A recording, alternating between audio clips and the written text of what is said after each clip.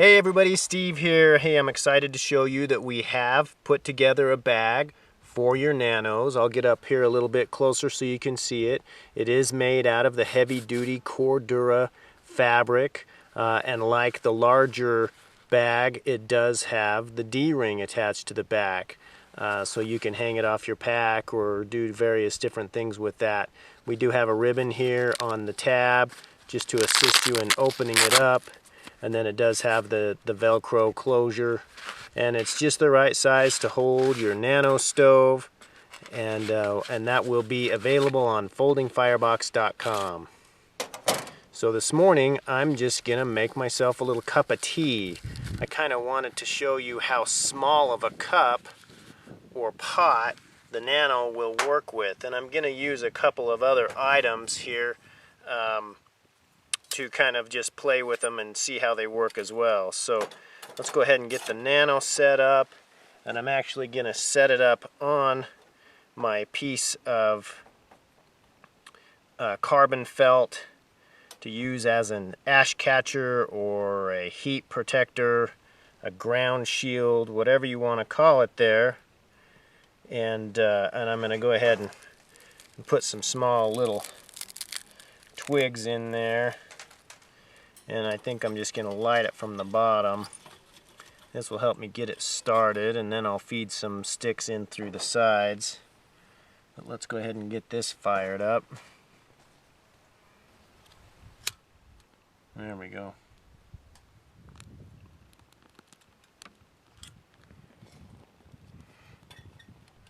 That'll get going there, no problem at all.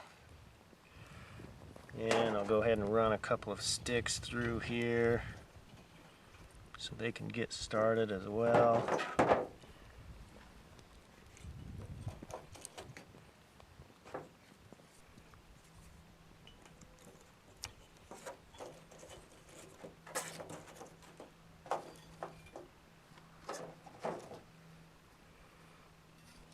And we'll get our fire started here.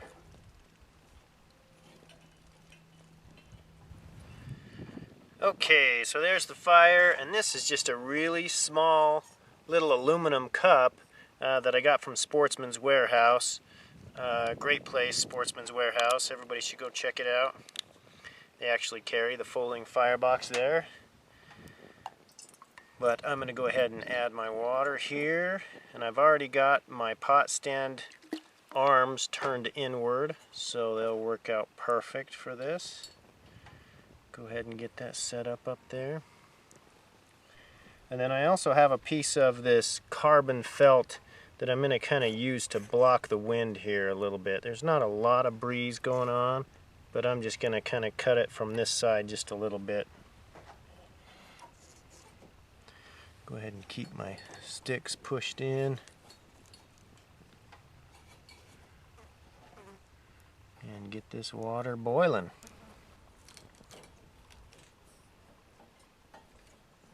Give those sticks a little twist and break off that hot coal and just go a little further in. I think I'm going to add a couple sticks here. Turn up the temperature just a little bit.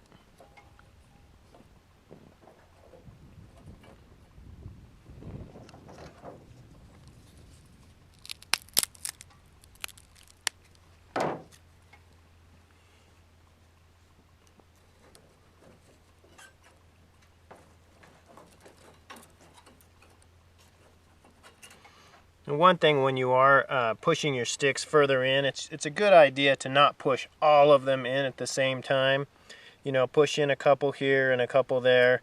If you push them all in at the same time, then you're introducing a bunch of cold fuel into your fire chamber all at the same time, and that's going to kind of slow down progress. You kind of want to introduce your fuel just a little bit at a time so it has a chance to warm up and start contributing to the fire. Kind of incrementally. If you do it all at once, your whole fire drops in temperature, and it kind of takes a little while longer to recover from that. I don't know if you can see this very well. I hope you can. I kind of have this windshield out far enough that you can still see kind of the whole stove here and how everything's set up. You can see I could even be using a smaller cup than this little aluminum cup. It you know, it has plenty of room to rest there on the pot stand, so I can even move it around a little bit and kind of move it to the side. And see, I could go as far to this one corner as that, you know, to protect my handle from the heat. And I'm still, you know, balancing on that pot stand on the other side very effectively. So I've tried a few different, you know, really small cups, and I found that I can use something even as small as a measuring cup that you would just use in your kitchen. This wind is kind of changing direction on me here.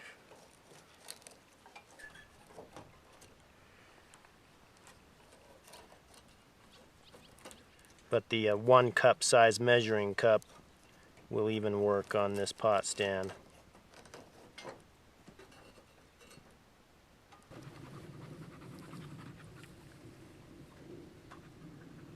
I don't know if you can hear Ash. She just came back from chasing jackrabbits. That's how she gets her exercise. Goes out and chases the jackrabbits around and comes back very well entertained and exercised.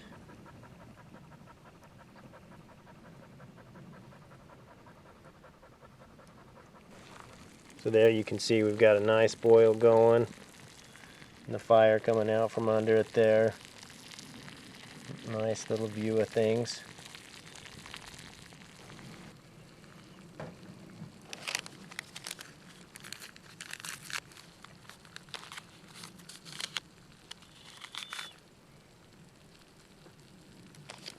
I'm going to do 2 packets of tea here.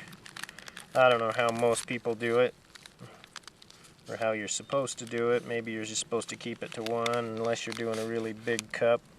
This isn't a really big cup, but what the heck, you know. Let's live on the edge here. I'm going to use my carbon felt as a pot grabber here, and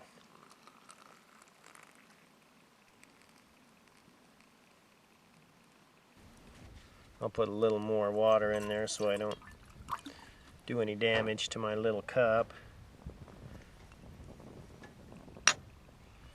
And let my tea steep there for a minute.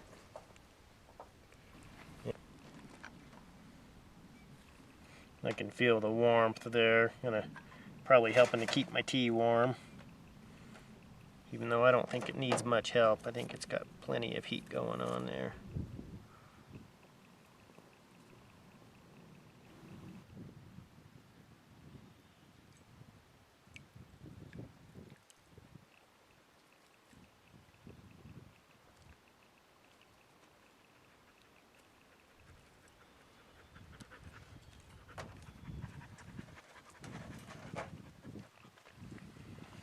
Enjoy myself a nice little cup of tea with my dog Ash.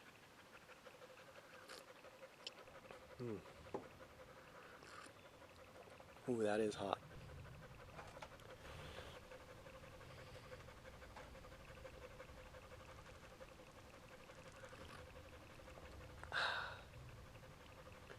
I think just about everywhere else in the world other than the US has a really strong tea tradition. And I can see why. It's very enjoyable. Very relaxing, calming. Makes you slow down and kind of soak it all in. Us Americans are just too darn busy for tea. We need to slow it down a little bit. At least now and then, long enough to have a cup of tea. Thank you all for watching. Bye-bye.